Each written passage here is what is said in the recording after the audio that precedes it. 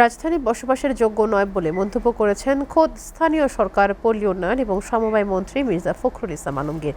প্রতিটি প্রতিষ্ঠান ধ্বংসের দিকে চলে যাচ্ছে বলেও পর্যবেক্ষণ তার। সকালে ঢাকার একটি হোটেলে দক্ষিণ সিটি কর্পোরেশনের উদ্যোগে যোগাযোগ ভিত্তিক ধারাবাহিক সম্মেলন দক্ষিণের জানালা উদ্বোধন অনুষ্ঠানে এসব কথা বলেন মন্ত্রী। এ সময় সমালোচনা না করে দেশের সার্বিক স্থিতিশীলতা ফিরিয়ে উন্নয়ন করতে সরকারকে সময় দেওয়ার আহ্বান জানিয়েছেন দক্ষিণ সিটির প্রশাসক আব্দুল সালাম। প্রতিবেদনটি তাসিক সঞ্চয়ের। এই সুন্দর কাজটি দীর্ঘায়িত হবে বলে আমরা ১৬২ বছরের পুরনো নগরী ঢাকার দক্ষিণাঞ্চলের নাগরিক সেবা বাড়াতে দক্ষিণ সিটি কর্পোরেশনের উদ্যোগ দক্ষিণের জানালা। বসবাসকারী নাগরিক, বিশেষজ্ঞ এবং সংশ্লিষ্ট কর্মকর্তাদের মধ্যে আলোচনার ভিত্তিতে সমস্যা সমাধানের এক বিশেষ প্ল্যাটফর্ম এটি।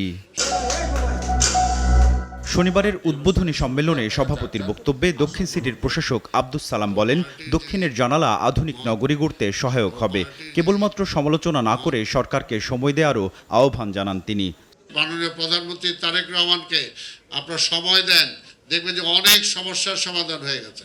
কাজের সুযোগটা না দিয়ে এখনই যদি আমরা সমালোচনা শুরু করি, তাকে ফেলে দেওয়ার চিন্তা ভাবনা করি, তাহলে তার দেশ সামনের দিকে যাবে না। রাজধানী ঢাকা বসবাসের যোগ্য নয় মন্তব্য করে স্থানীয় সরকার মন্ত্রী বলেন, শুধু নাগরিক নয়, পরিকল্পনাকারীদের কাজও মূল্যায়ন দরকার। ধ্বংসের মুখে থাকা প্রতিটি প্রতিষ্ঠান ইতিবাচক সংস্কারে সরকার উদ্যোগী বলেও জানান তিনি। একটি নতুন আন্দোলন শুরু করতে যাচ্ছে। সেই আন্দোলনটা হচ্ছে ঢাকা শহরকে রক্ষা করবার আন্দোলন। সেই আন্দোলনটা হচ্ছে ঢাকা শহরের যারা নাগরিক আছেন তাদেরকে মুক্ত বাতাস নেবার সুযোগ সৃষ্টি করবার আন্দোলন। আমি আমার দেশের যে শহর, সেই শহরে গিয়ে থাকবো। কারণটা হচ্ছে যে এটা বাসযোগ্য মনে হয় না।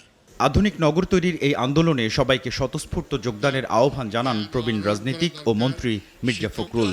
আমার নিজেরই মনে হয় যে আমি তাসফিক সঞ্চয়, SATV, ঢাকা।